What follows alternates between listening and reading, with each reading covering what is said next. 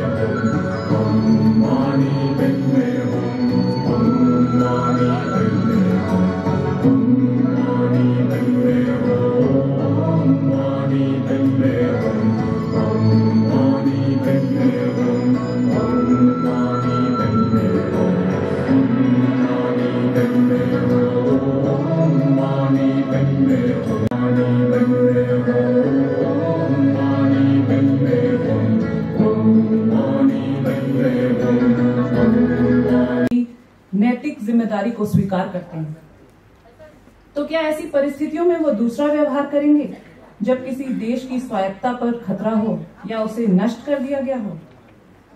क्या चीन तिब्बत समझौते जैसा अंतर्राष्ट्रीय विषय सिर्फ चीन का निजी मामला है? एक दूसरा दृष्टिकोण ये भी है जिसके आधार पर तिब्बत की घटनाओं को देखा जा सकता है, वह है मानवता का दृष्टिकोण। तिब्बत के लोगों की दुर्गति और दुर्भाग्य, अन्याय और गलत कदम जिसका उन्हें शिकार होना पड़ा तथा उनके साथ किए गए अपराध एवं अत्याचार, यह सब सामूहिक रूप से हमें इस बात के लिए प्रेरित करते हैं कि तिब्बत के मुद्दे को कानूनी व संवैधानिक वाद विवाद की गुत्थियों से अलग ले जाकर साधारण मानवता के आधार पर उठाया जाए। तिब्बत में उठाया गया मानवीय मुद्दा सभी कानूनी व संवैधानिक तथा राजनयिक तकोर से परे है। हमें कि उनके उद्बोधन को सुनकर हमें अपनी जानकारियों को बढ़ाना चाहिए, प्रेरित होना चाहिए।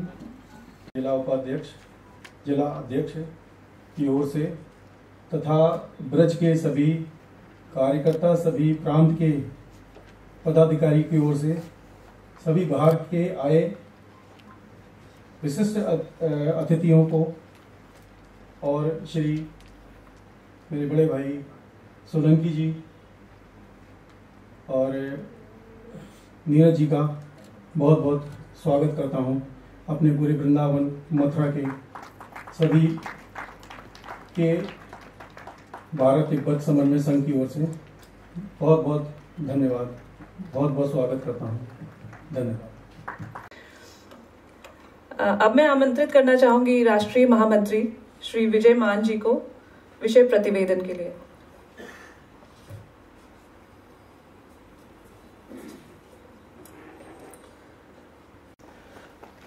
नहीं, मैं नहीं कहूंगा, आपको उठाना अपने आप ही है। बोल बांके बिहारी लाल की।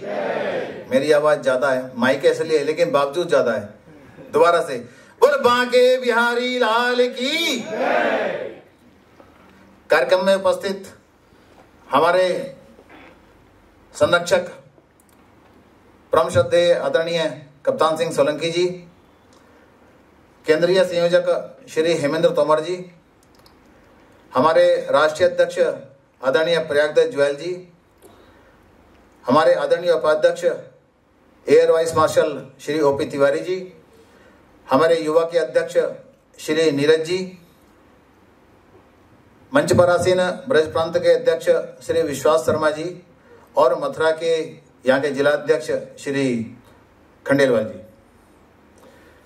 और कार्यक्रम में उपस्थित सभी कार्यकर्ता, पदाधिकारी, मातृशक्ति, सबको मेरा प्रणाम।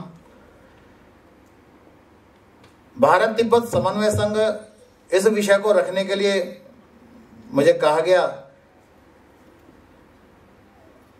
उससे पहले एक विषय में आप सबका धन्यवाद देता हूं। इस कार्यक्रम के लिए देश के सुदूर स्थानों से, कोने कोने से, वो जलगांव महाराष्ट्र से आए होंगे और उसके दर्द को साझा करने के लिए उसको अपना विषय बनाने के लिए और अपने प्रांत में उस विषय को पहुंचाने के लिए आप सब लोग एकत्र हुए। आपका बहुत बहुत धन्यवाद।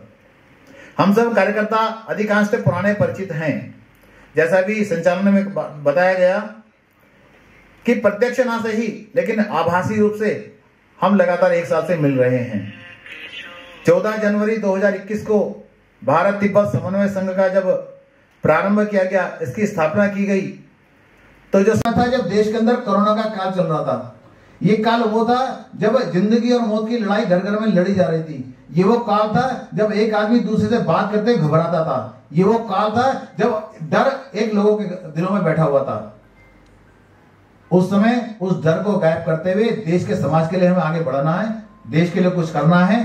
संगठन की स्थापना हुई और वहीं से धीरे धीरे बढ़ते हुए एक कार्यकर्ता से दूसरा, दूसरे तीसरा, वो जो गीत आता है, एक कड़ी से दूसरी कड़ी हम जोड़ते हुए आगे बढ़ते चले गए।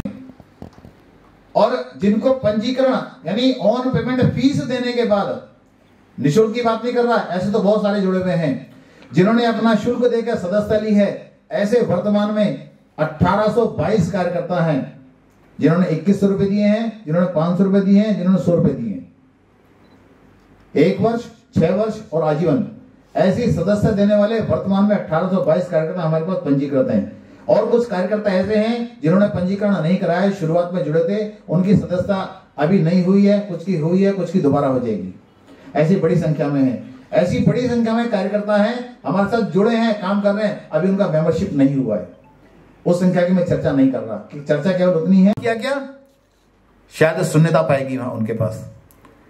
हमने अपनी अखिल भारतीय बैठक में ऐसे 10 प्रस्ताव पास किए। हमारे पास उस 10 प्रस्ताव सारे हमारे मोबाइल में हैं, जितने भी कार्यकर्ता हैं, और सारे हमको याद हैं। और वो 10 प्रस्ताव ऐसे हैं जब हम किसी नए कार्यकर्ता से बात करते हैं तो वो कार्यकर्ता, हाँ ठीक है ये प्रस्ताव आपके पास है तो हमें जुड़ने को तैयार हूं, इन विषयों पर चर्चा करना, हाँ मैं तैयार हूं आपके साथ। बहुत गंभीर विषय, बहुत गंभीर प्रस्ताव सारे उसके अंदर आए। इन्हीं बड़े कार्यक्रमों की श्रृंखला में अभी पिछले दिनों दिल्ली में कार्यक्रम हुआ। दिल्ली, हरियाणा, पंजाब, मेरठ प्रांत, ब्रज प्रांत, कुछ राजस्थान, ऐसे भारत तिब्बत समन्वय संघ इसमें आज सबसे आगे है। उम्र हमारी बहुत छोटी होगी, हम शैशव अवस्था में होंगे, लेकिन काम की श्रृंखला में उनसे बहुत आगे हैं। इतने पर नहीं रुके हम, उसके बाद हम हमारे माननीय जो उपराष्ट्रपति हैं उनसे महामहिम राष्ट्रपति को हमने ज्ञापन दिया। और आप सबको शायद अच्छा लगेगा जानकर, हम कुल 6 कार्यकर्ता वहां गए थे उनसे मिलने के लिए। और जब 6 कार्यकर्ता गए तो उनसे वो कुछ परिचित थे, तो उन्होंने व्यक्तिगत पूछा तुम्हारा क्या हाल है, तुम्हारा क्या हाल है, तुम्हारी कैसी स्थिति है, क्या चल रहा है। सारे प्रस्ताव हमारे केंद्रीय संयोजक हेमेंद्र तोमर जी पढ़कर सुना। उन्होंने कहा कुछ प्रस्ताव ऐसे हैं जो गृह मंत्रालय के हैं, कुछ रक्षा मंत्रालय के हैं, कुछ बाकी के हैं, उनके लिए मैं मेरी संस्तुति जहां जाऊंगी मैं सब जगह करूंगा। लेकिन एक बड़ी चीज, एक बड़ा संदेश जो उन्होंने दिया, हमारी सरकार कौन सी सरकार नहीं थी, हम भारत के नागरिक हैं, हर सरकार हमारी सरकार है।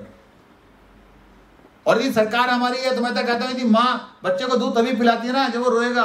यदि बच्चा सोया है तो माँ भी अपने काम में लगे, जो झाड़ू है, पोछा है, बर्तन है, बाकी काम में लगी रहेगी। उसको कभी याद आएगा अरे हाँ उसको मैंने 2 घंटे दूध नहीं पिलाया इसको। तो यदि एक माँ जो बच्चे को जन्म देती है उसकी हमारी अपनी मुक्ति की लड़ाई है, इसके लिए हमें संघर्ष करना पड़ेगा। कोई बाहर से नहीं आएगा लड़ने के लिए, हमें को लड़ना पड़ेगा।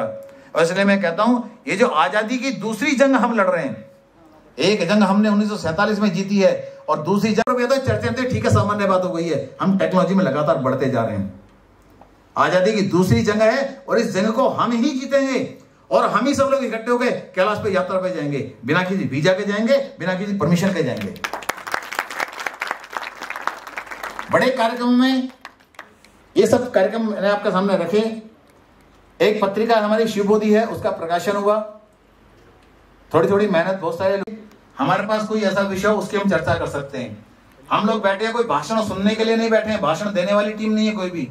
हम वो हैं जो एक साथ बैठ के विचार करने वाले हैं। उद्घाटन सत्र हमारा ठीक है, जैसा वो चलेगा होगा।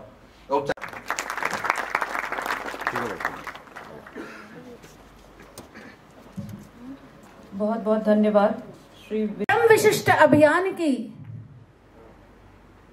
शंखनाद करने जा रहे हैं, उसका आगाज करने जा रहे हैं। और इसलिए भारत तिब्बत समन्वय संघ के प्रथम प्रत्यक्ष राष्ट्रीय बैठक जो एक चिंतन शिविर भी है, इस अवसर पर उपस्थित हम सब के आदर और श्रद्धा के केंद्र, BTSS के संरक्षक, जो मेरे अभिभावक भी हैं, आदरणीय प्रोफेसर कप्तान सिंह सोलंकी जी, हमारे संगठन के राष्ट्रीय अध्यक्ष परम श्रद्धेय प्रयागदत्त जुयाल जी, राष्ट्रीय उपाध्यक्ष एयर वाइस मार्शल जी, युवा तरुणाई के प्रतीक युवा विभाग के अध्यक्ष, जिनकी अथक परिश्रम इस कार्य को अंजाम देती है, लेकिन मंच से बहुत दूर खड़े हर पिन और सुई की भी व्यवस्था करने में जुटे थे, ऐसे आदरणीय हमारे संयोजक हेमेंद्र प्रताप सिंह तोमर जी, कहाँ हैं भाई साहब? उनके लिए जोरदार तालियां बजाएं। और उनके साथ ही साथ हम उस संघर्ष की संकल्पना को जीवंत करने जा रहे हैं जो भगवान भोलेनाथ के मूल घर कैलाश मानसरोवर की मुक्ति का अभियान है, जो तिब्बत की आजादी का अभियान है, जो भारत की समृद्धि और चाइना के आर्थिक बहिष्कार का अभियान है। जी हां, इसीलिए तो 1 वर्ष का वो नन्हा शिशु जिसकी उत्पत्ति भी कोरोना काल में हुई थी, आज जब 1.25 वर्ष के बाद हम प्रत्यक्ष रूप से मिले हैं, तो हम ये कह सकते हैं कि हमारा संगठन वो संगठन है जो इतने कम समय में पुष्पित हुआ, पल्लवित हुआ, और आज इस संगठन को हजारों ऐसे लोगों का जन समर्थन है जो दुनिया में विद्वत जन कहे जाते हैं। तो देश की आधी आबादी का इस संगठन में क्या योगदान है, इसकी चर्चा करने खड़ी हूं। मां पार्वती की पीढ़ी को आगे बढ़, मुझे लगता है बहुत सारी उपलब्धियां लेके कल निकलेंगे, लेकिन यह उपलब्धि भी एक बड़ी उपलब्धि होगी। धन्यवाद बहनों। हम जिस अभियान की योजना को आगे बढ़ाने जा रहे हैं, वह अभियान, वह आंदोलन भारत के अंदर नहीं बल्कि भारत की सीमाओं से के बाहर, यानी ये अंतरराष्ट्रीय आंदोलन है। और इसलिए आदरणीय भाई साहब सदैव हमें ये मार्गदर्शन देते हैं कि हमें इस जन आंदोलन को जन जागरण के माध्यम से विश्व का जनमत एकत्र करना पड़ेगा।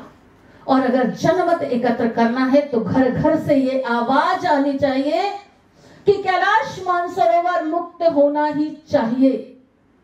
घर घर से ये आवाज आनी चाहिए कि भारत की समृद्धि के लिए हम चाइना की वस्तुओं का बहिष्कार करते हैं, वो भले ही एक वस्तु का करें।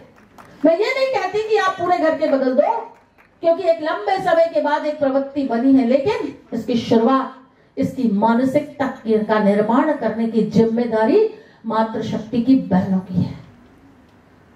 आज मैं प्रसन्नता के साथ कह सकती हूं कि हमारी जो बहनें यहाँ उपस्थित हुई है, वो 19 प्रांत का प्रतिनिधित्व यहाँ पर है। कि तबीयत ज्यादा खराब है, वरना वो इस कार्यक्रम में अनुपस्थित हो ही नहीं सकते थे। तब फिर हमने तय किया कि हम जनजागरण करेंगे। तो जनजागरण बहनों के द्वारा होगा। किसी संत ने कहा है, 1 लोटा जल सारी समस्याओं का कर रही हूं, उसको हम जमीन पर उतार कर आ रहे हैं। अनेक जगह जहां भी हम इस बात की चर्चा करते हैं, उसमें हमें न केवल जन समर्थन मिलता है, बल्कि उस दिशा में लोग आगे बढ़ के सहयोग भी करते हैं। अब कुछ लोगों से प्रारंभ किया अभियान।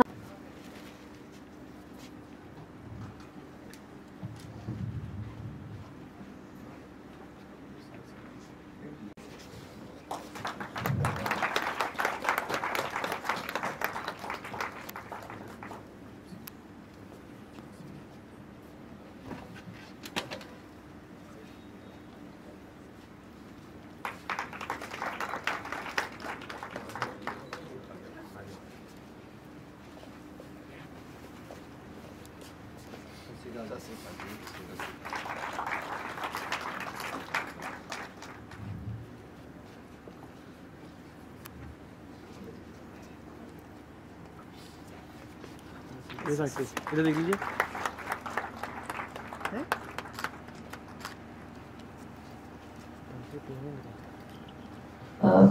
अब मैं आमंत्रित करती हूँ अपनी तिब्बती बहनों को कि वो आए और अपनी परंपरा के अनुसार for this organization to grow and flourish.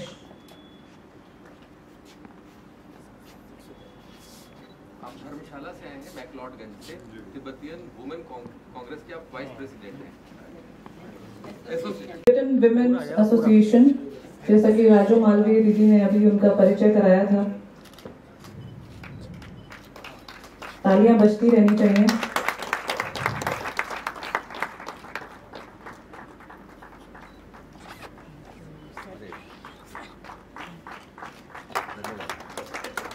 And they are trying to honor our traditions as well.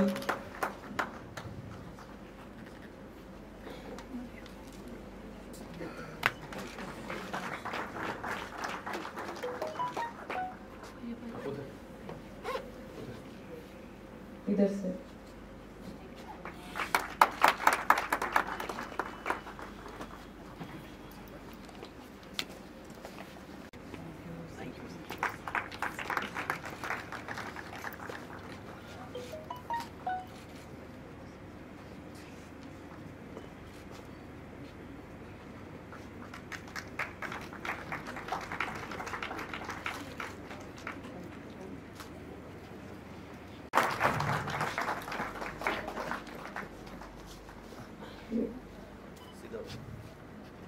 This is the beauty of our country.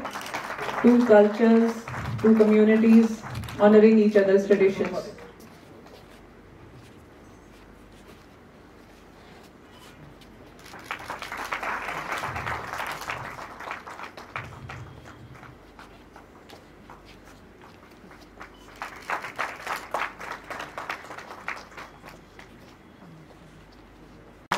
पूरे संगठन को एक संयोजक जैसे संजोता है, वैसे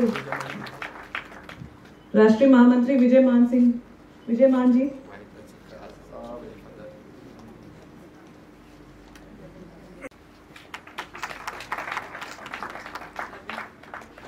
राष्ट्रीय महामंत्री अरविंद केसरी जी,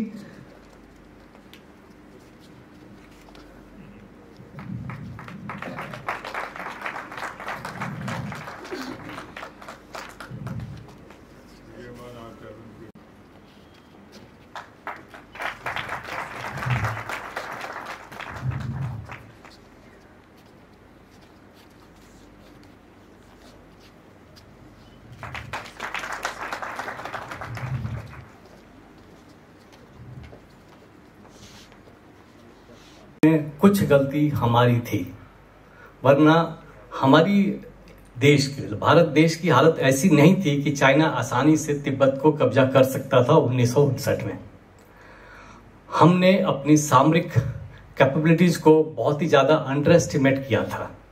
हमारे पॉलिटिकल गुरु ने, पॉलिटिक्स जो भी था, उन्होंने हमारी आर्मी प्रयोग नहीं किया गया।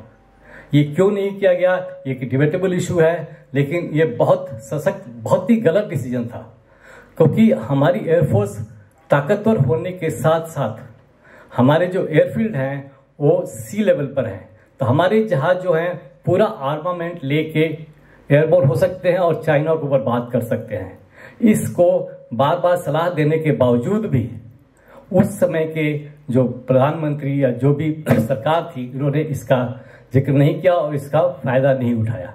अब हमारी हालत ऐसी है, अब हम इस मजबूत स्थिति में आ गए हैं कि जहां ये तिब्बत की तरफ हम फुल सपोर्ट देके और कैलाश मानसरोवर को उनसे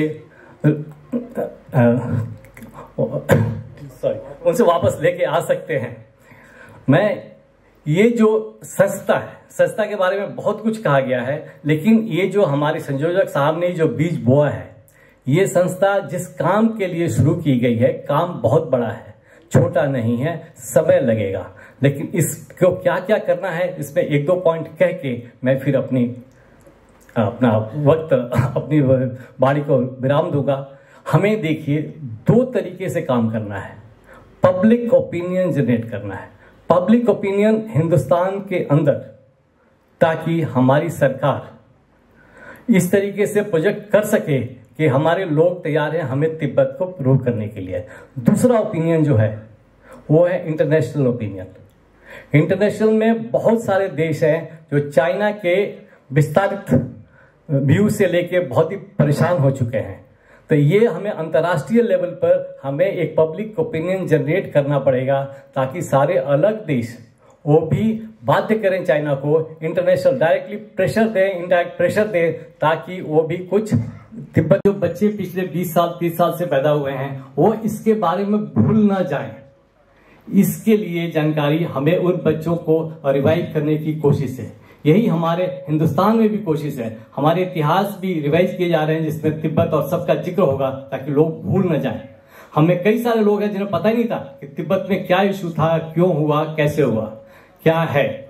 ये उस छोटे उम्र में बच्चों के ऊपर जो प्रभाव पड़ेगा और जो हम कहेंगे वो बहुत असर पड़ेगा। और हमें इस तिब्बतीय संघ का जो महा एम है इसको हमें आगे बढ़ाने की कोशिश। जय भारत, जय BTSS।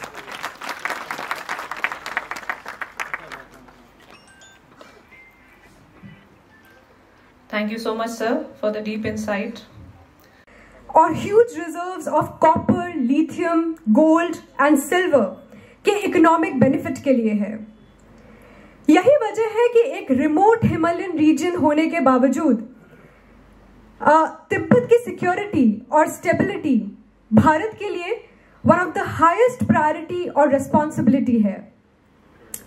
लेकिन अगर सिक्योरिटी और स्ट्रैटेजिक लेंस से देखा जाए तो इंडिया की ब्रिलियंट डिफेंस कैपेबिलिटी को आज हम सेलिब्रेट कर सकते हैं।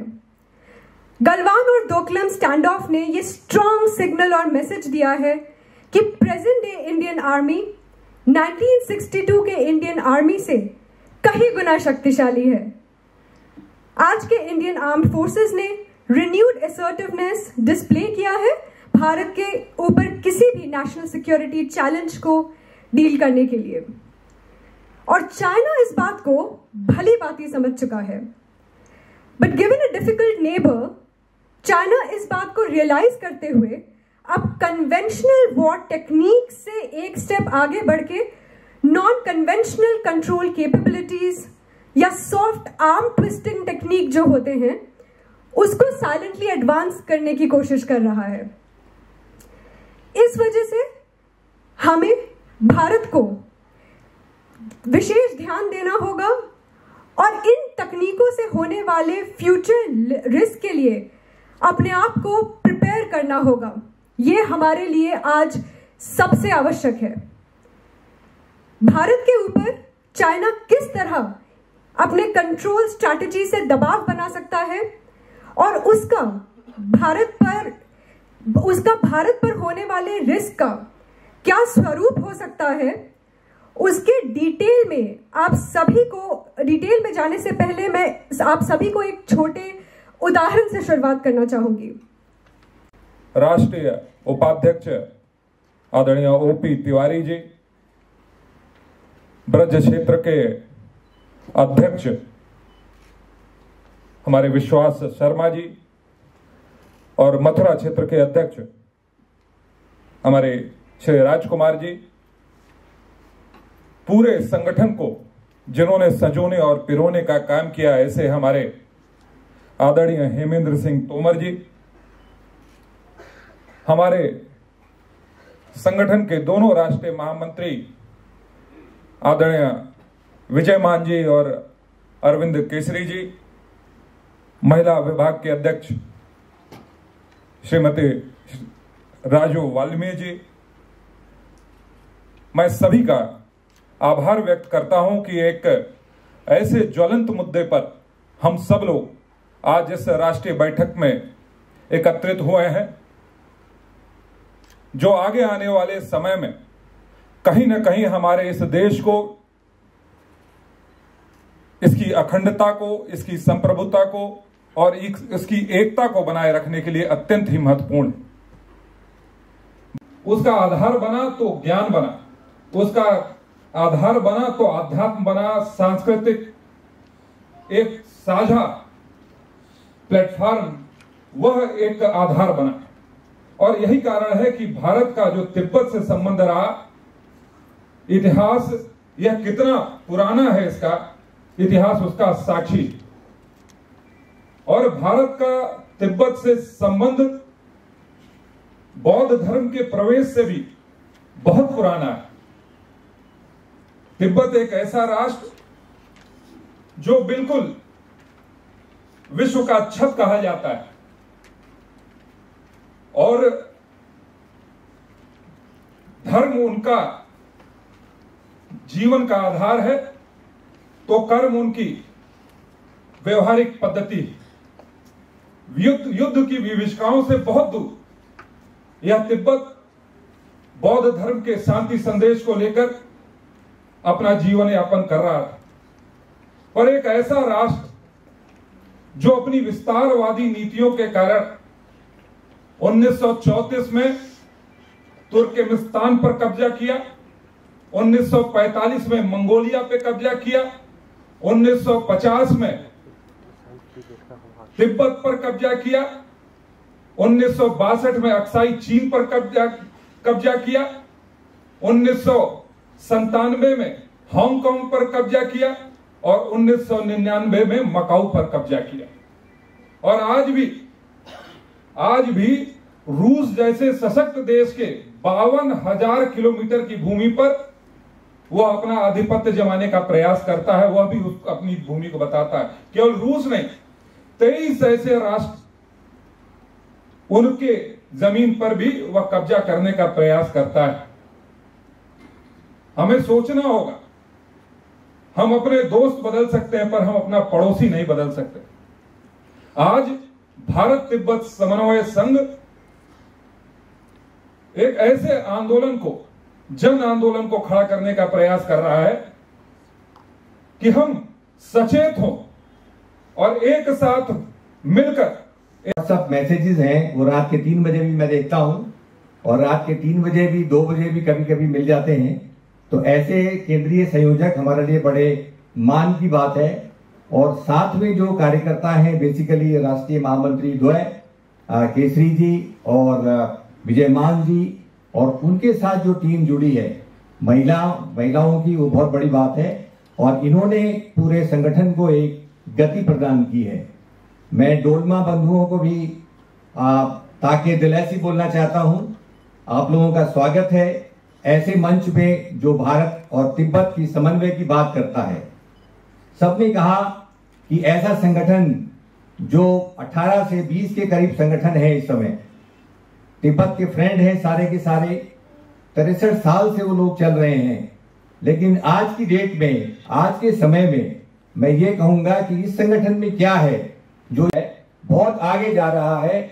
और तिब्बत की आजादी और कैलाश मानसरोवर की मुक्ति हमारा जो मेन उद्देश्य है। अगर हम बात करें कि तिब्बत की मुक्ति की केवल बात करते हैं, लेकिन उसमें हमें कैलाश मानसरोवर को जोड़ना भी। इस समय चीन में है और तिब्बत को चीन ने कब्जा किया हुआ है। भाइयों बहनों, मैं कहना चाहता हूं कि आप लोगों को मालूम है, थोड़ा सा मैं बता दूं कि 1951 में जिस समय चाइना और तिब्बत के बीच में एक ऐसा 17 पॉइंट एग्रीमेंट बना, उस पॉइंट एग्रीमेंट में क्या हुआ, 17 पॉइंट थे और दलाई लामा जी ने उसमें, परम पावन जी ने उसमें दस्तखत कर दिए थे कि हम इन चीजों के साथ आपके साथ रहेंगे। सबसे इंपॉर्टेंट पॉइंट उसमें यह था कि हमारी रिलीजियस स्वायत्तता, धार्मिक स्वतंत्रता मेंटेन रहेगी। हम तिब्बती कल्चर को मेंटेन करेंगे और उस तरीके से आपके साथ हम चलेंगे। लेकिन ये जो 17 पॉइंट प्रोग्राम है, ये 51 से लेके 59 के बीच में टूट गया। चाइना का दमन, जैसे कि उसकी दमनकारी नीति है, विस्तारवादी प्रकृति की, जैसे नीरज जी ने कहा कि तुर्किस्तान से लेके और मंगोलिया तक, हांगकांग और ताइवान तक, ये सब उसी की देन है। और वो उसी के चलते वो हमारे हिंदुस्तान में भी आ गया है, लद्दाख से लेके और अरुणाचल तक। अरुणाचल को तो वो अपना कहता ही है, अपने नक्शे में दिखाता है। जब भी हमारा कोई मंत्री या नेता या बड़े पद वाला आदमी वहां जाता है तो वो ऑब्जेक्शन रेज करता है इस बात का। तो नवंबर 14 नवंबर आप लोग को वैसे भी ज्ञात होगा, 14 नवंबर को चाचा नेहरू का जन्मदिन मनाते थे सारे लोग, मनाते हैं आज भी सारे लोग। लेकिन एक पीड़ादायक तिथि है हम लोग के हृदय में कि 14 नवंबर 1962 को पारित हुआ सर्वसम्मति से वो प्रस्ताव देश के बाद उस संसद के बाद ढेर सारी संसदें आती चली गई, गठन होता चला गया, लेकिन किसी ने उस संसद के सर्वसम्मति से पारित प्रस्ताव पर क्रियान्वयन कैसे होगा कभी किसी ने चिंता नहीं की। भौतिक रूप से यह भी सोचा जाता है कि 60 वर्ष के बाद व्यक्ति रिटायर कर दिया जाता है।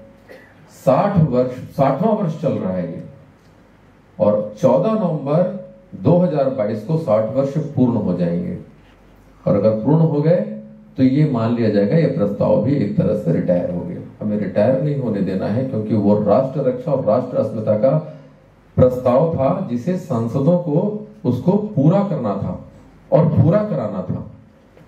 दमदार सरकार है, और तभी हम ये मादा रखते हैं कहने का भी और अपेक्षा का भी कि 370 हट गई इस दमदार सरकार की बदौलत।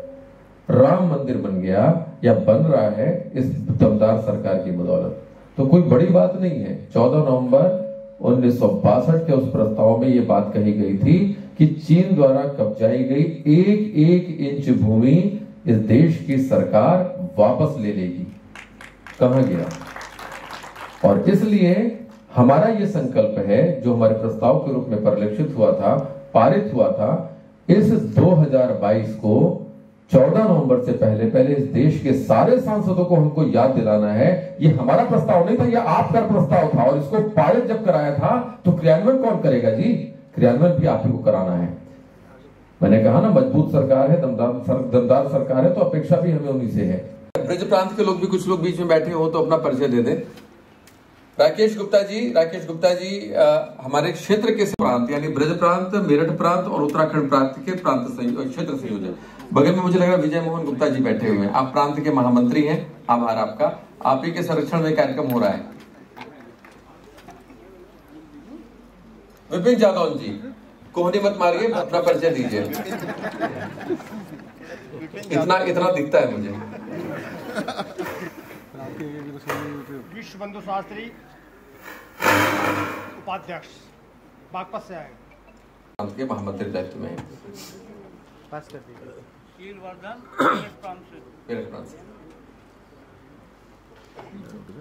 महाकौशल प्रांत से कोई आया हुआ है?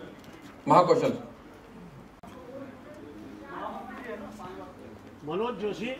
हाँ प्रभु जी, एक बात बताना चाहूंगा, हम लोग के जो रचना है जिलों की, वो जिले की रचना मतलब जैसा प्रशासकीय दृष्टि से जिले की रचना होती वैसे करते हैं, लेकिन मालवा में इतने कार्यकर्ता मिल गए कि उन्होंने शहर की रचना, जिले की मतलब महानगर की रचना एक अलग कर दी, और जिले जो ग्रामीण क्षेत्र है उनकी रचना अलग कर दी। बाद में उनको ध्यान आया तो क्या भाई साहब तो गलती हो गई। हमने कहा जो इतने सारे कार्यकर्ता आपके पास है तो कोई बात नहीं। प्रांत मंत्री जी है हमारे साथ, निर्माण भवन के। अरे आपकी तो मैं तस्वीर देखता रहता हूँ। मालवा प्रांत से विश्वविद्यालय से मध्य भारत मालवा। छत्तीसगढ़ से कौनते जी, ठीक, कौनते जी लगातार उस प्रयास में। और माननीय राष्ट्रीय अध्यक्ष और युवा अध्यक्ष से निवेदन है कि हमारी एक छोटी सी है, आप मंच से चले जाएंगे अभी, यहाँ पर जो तिब्बतन शरणार्थी हमारे छत्तीसगढ़ में 4500 बसाए गए थे, दूरू जगह पर जहाँ पठार था नाराज किया उन्होंने, उनके लिए हमारे पास दोष है कि पाकिस्तान से जो लोग आए शरणार्थी, उनको वहाँ पर पट्टा दिया गया खेती के लिए। बांग्लादेश से जो लोग आए उनको खेती के लिए पट्टा दिया गया। हमारे सरगुजा में रोहिंग्या मुसलमानों को भी पट्टा दिया जा रहा है। पिछले महीने पाकिस्तान की एक संस्था को छत्तीसगढ़ के रायपुर में 600 एकड़ जमीन आवंटित कर दी गई है। उसका साक्ष्य और सबूत मैं यहाँ पर उपदेश सकता हूँ। तो हमारे तिब्बती भाई, उनको अस्थायी पट्टा ही जो शासन के उस समय के नियम में है, 1962 के, 65 के, 70 के, उनको पट्टा देने का इस मंच से मैं आग्रह करूंगा कि ये प्रस्ताव शासन के समक्ष ले जाया जाए। उनको जानबूझ के उनकी जो जमीन आवंटित की गई थी उसको मुसलमानों को अवैध कब्जा करवाया जा रहा है। जो अभी हम लोग गए थे, बिल्कुल इस पर चर्चा आएगी। अभी कई देन है। बड़ा प्रयास किया उन्होंने, दिल्ली से ये सारे जो स्लाइड्स बनाई है और स्टैंडीज बनाई है, सब इलेक्ट्रॉनिकली सब वहां निर्माण कराकर यहाँ पर आकर लगवाना, ये भी बड़ा दुष्कर कार्य था, आपने किया। आपका एक बार तालियों से अभिनंदन होना चाहिए कन्या बहन जी का। मैं तो अभी जुड़ी हूँ संघ से, सीख रही हूँ, छोटी हूँ, बस बड़े भाइयों से सीख रही हूँ कि कैसे करते हैं। तो आप लोग का आशीर्वाद मेरे ऊपर बना रहे, यही चाहती हूँ मैं। कर्मठ हमारे प्रांत अध्यक्ष हैं। मैं आप लोगों से इस समय अनुमति लूंगा। अगले सत्र में फिर हम लोग बैठेंगे, खूब परिचय होगा, विभागवार बैठेंगे, प्रभागवार बैठेंगे, चर्चा के लिए अलग अलग बिंदु तय करेंगे, प्रस्ताव पारित करेंगे। बहुत बहुत धन्यवाद।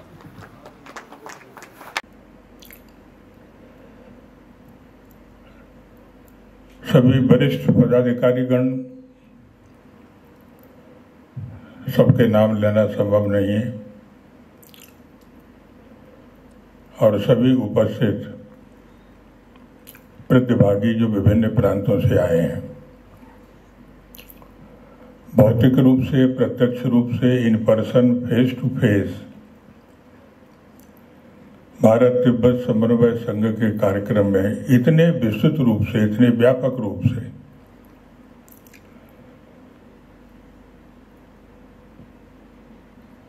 जिनमें मूल कार्यकारिणी के 28 प्रांतों का प्रतिनिधित्व हो रहा है,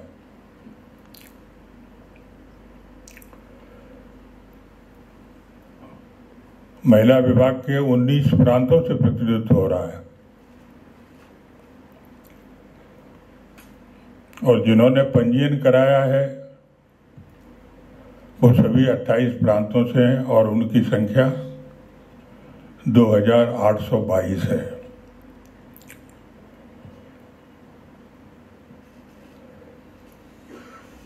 फिर ऐसी संख्या जिन्होंने पंजीयन नहीं कराया है लेकिन संगठन के साथ जुड़े हैं प्रत्यक्ष और अप्रत्यक्ष रूप से, जो हमारे समर्थक हैं, ऐसी संख्या हजारों में है। और इसका सबसे बड़ा कारण यह है कि समाज के अंदर संगठन कई होते हैं, लेकिन कुछ संगठन ऐसे होते हैं जो आर्थिक पक्ष को लेकर होते हैं, कुछ संगठन ऐसे हो जाए जो राजनीतिक पक्ष को लेकर होते हैं, कुछ संगठन ऐसे होते हैं हृदय स्थली को, उसकी भावना को, उसकी भक्ति को छूते हैं। भारत तिब्बत समन्वय संघ इन सभी प्रकार के संगठनों से अलग भारत माँ की इच्छा आकांक्षा, इस राष्ट्र की इच्छा आकांक्षा, इस राष्ट्र की संस्कृति, इस राष्ट्र की अस्मिता और इस राष्ट्र की पहचान को पुनर्स्थापित करने के लिए, पुनः जागरण करने के लिए है, इस प्रकार का संगठन है।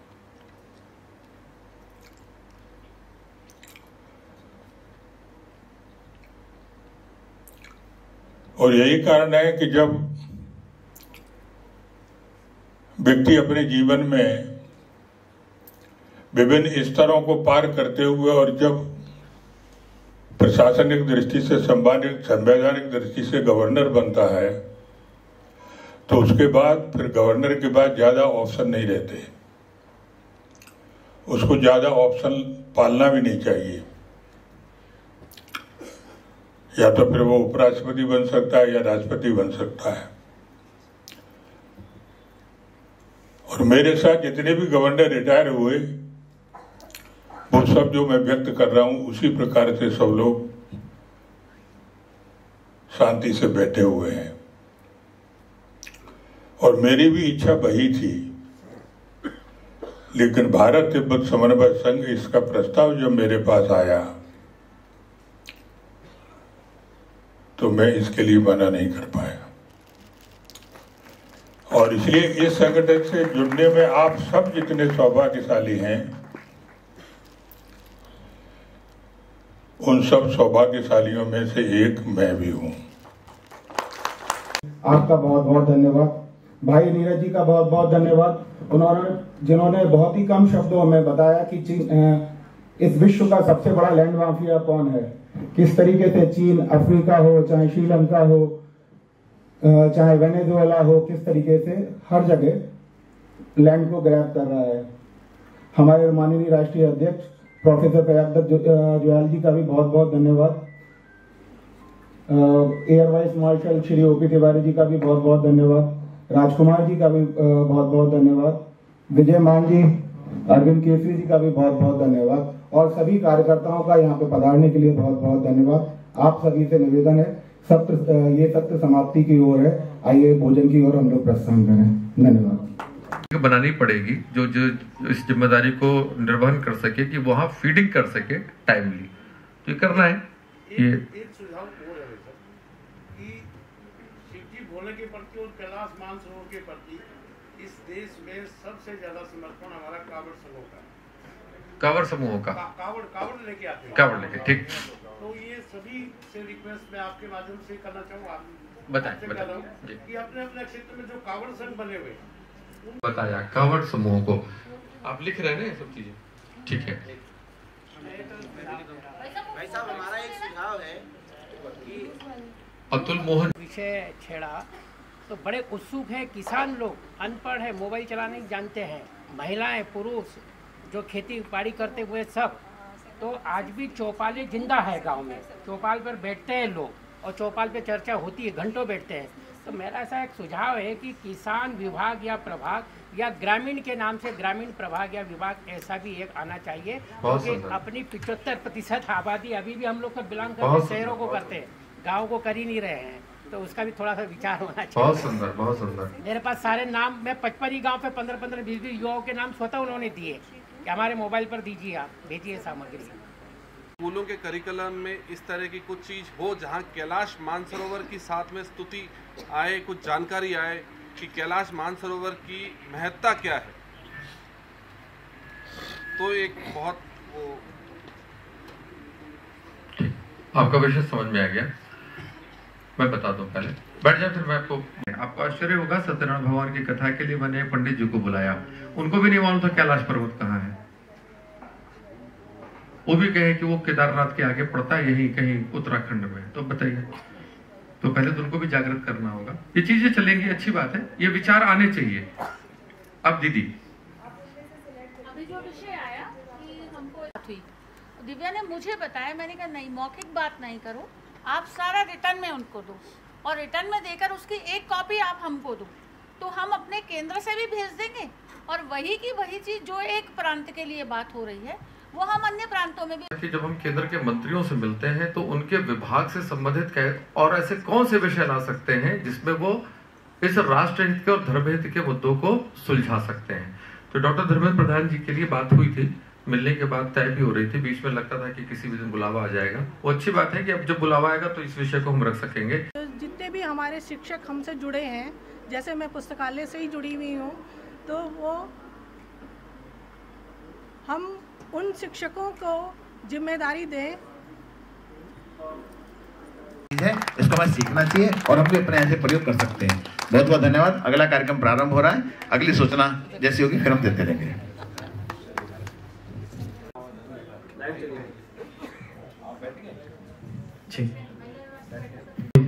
हर ठीक हर ये लाइन चलिए।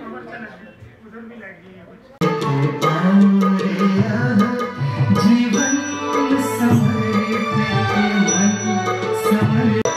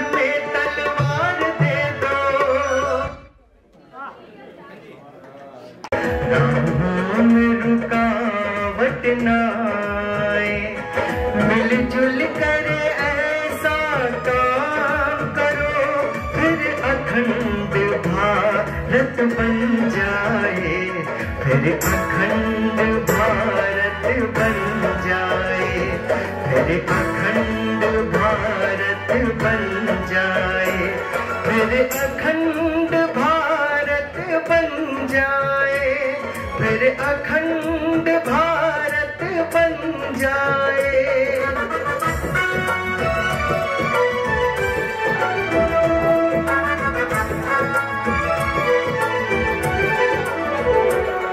तिब्बत भारत का हृदय है, कण कण में धर्म सनातन है, ब्रह्म देश बर्मा भारत का वो अलग हुआ रोता मन है। तिब्बत भारत का हृदय है, कण कण में धर्म सनातन है, ब्रह्म देश बर्मा भारत का वो अलग हुआ रोता मन है। जिसने ये टुकड़े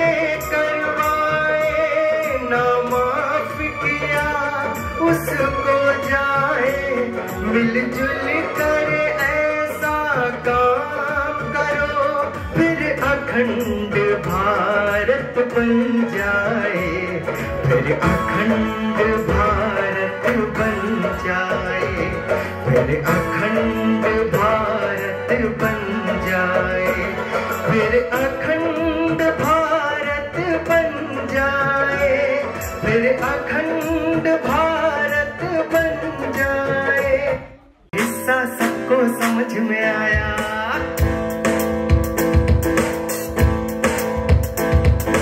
भारत तिब्बत समन्वय संघ ने जब है रंग दिखाया, तिब्बत है भारत का हिस्सा सबको समझ में आया। शांति नहीं क्रांति का जादू हम लोगों पे छाया, देख के भारत की ताकत को चीन है अब घबराया, देखो चीन है अब घबराया, देखो चीन है अब घबराया, देखो चीन है अब घबराया, देखो चीन है अब घबराया।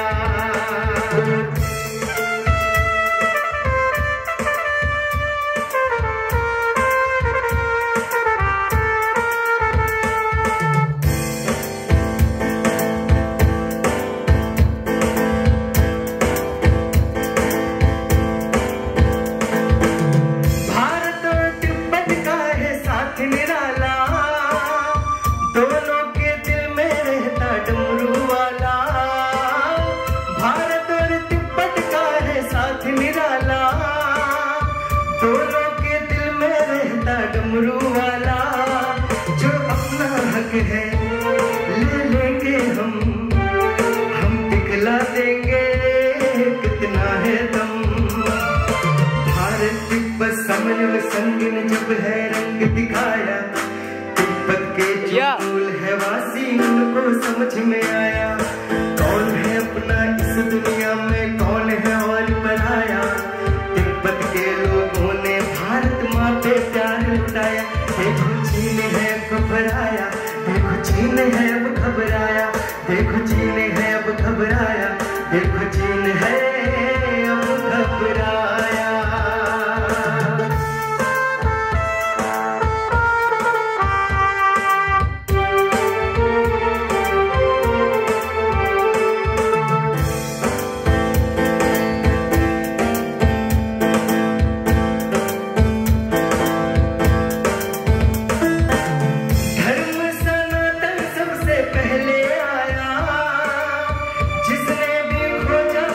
यही है पाया, धर्म सनातन सबसे पहले आया, जिसने खोजा उसने यही है पाया। मंत्रों की ताकत जानो जग सारा, मानवता का है ये धर्म हमारा।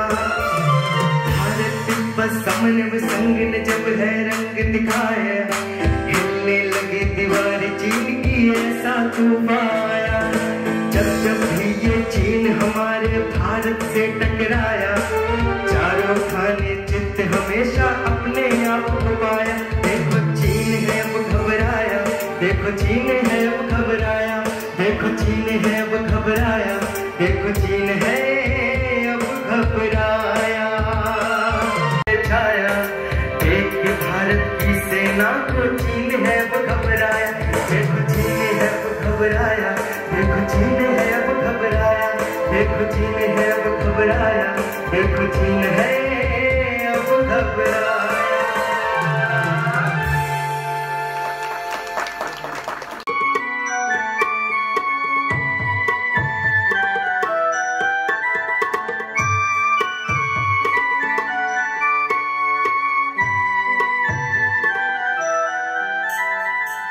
मन समर्पित तन समर्पित और यह जीवन समर्पित, मन समर्पित तन समर्पित और यह जीवन समर्पित।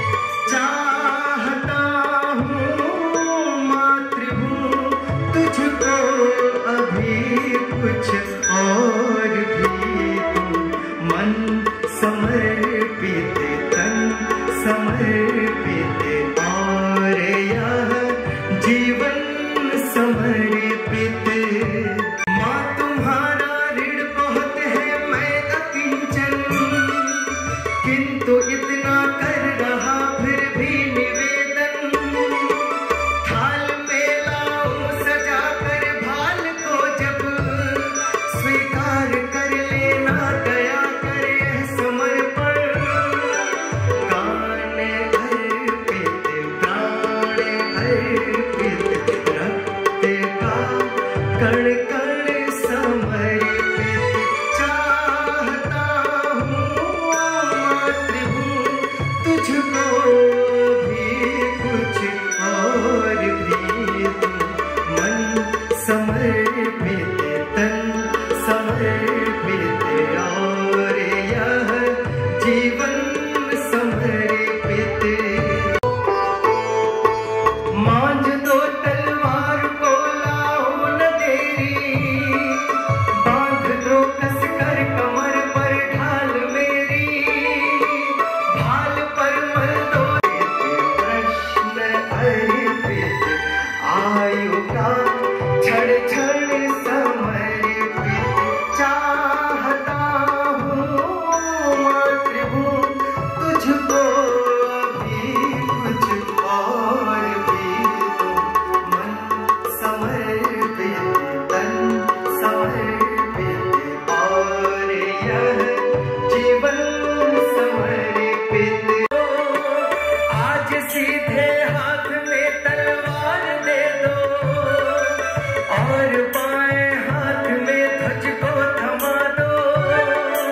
ये सुमन लो ये चमन लो, अर्ण का तृण तृण समर्पित।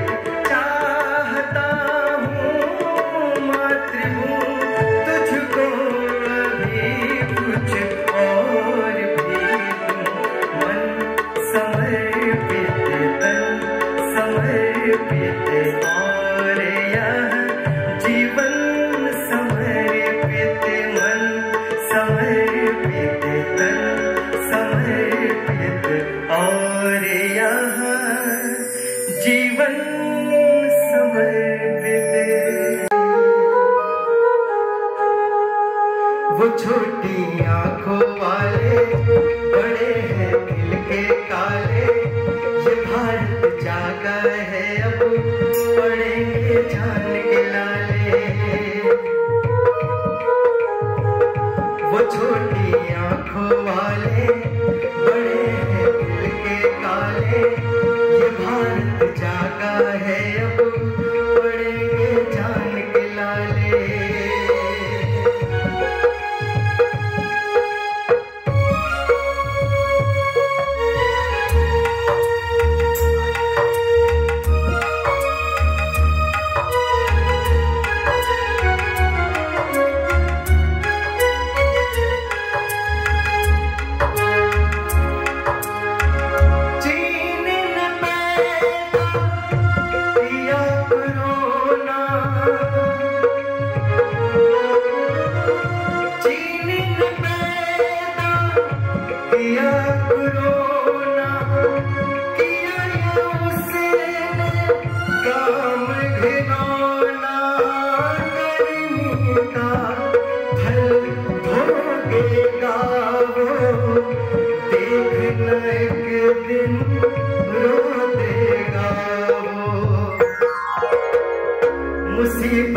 आएगी जो नहीं फिर गलेगी काले, ये भारत जागा है अब पड़ेंगे जान के लाले।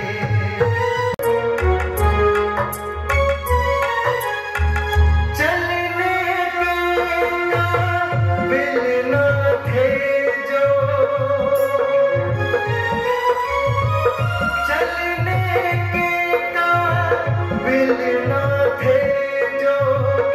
तिब्बत तक आप पहुँचे हैं, ओ बदलेगी अब सभी कहानी, चल ना पाएगी अब मनमानी, अब पड़ेंगे जान के लाले। वो छोटी आंखों वाले बड़े हैं दिल के काले, ये भारत जागा है अब पड़ेंगे जान के लाले।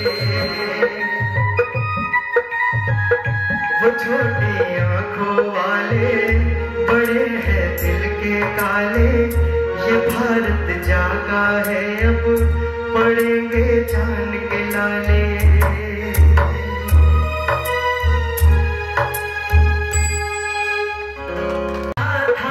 हम मारेंगे चीनी फिर हारेंगे, सवार बोलो यही हर बार बोलो, सवार बोलो यही हर बार बोलो।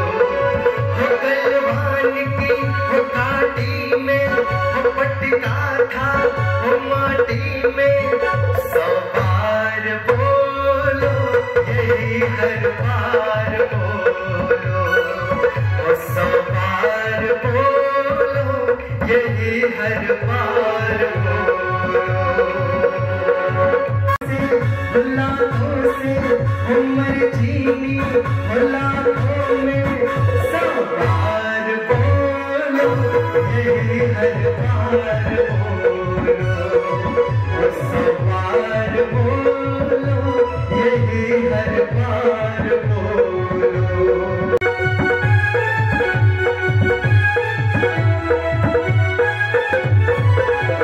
उठा उठा के पटका था, उठा उठा के पटका था, हड्डी पसली सब चूर हुई, जब बचने का रास्ता न मिला तब हार उन्हें मंजूर हुई। भारत की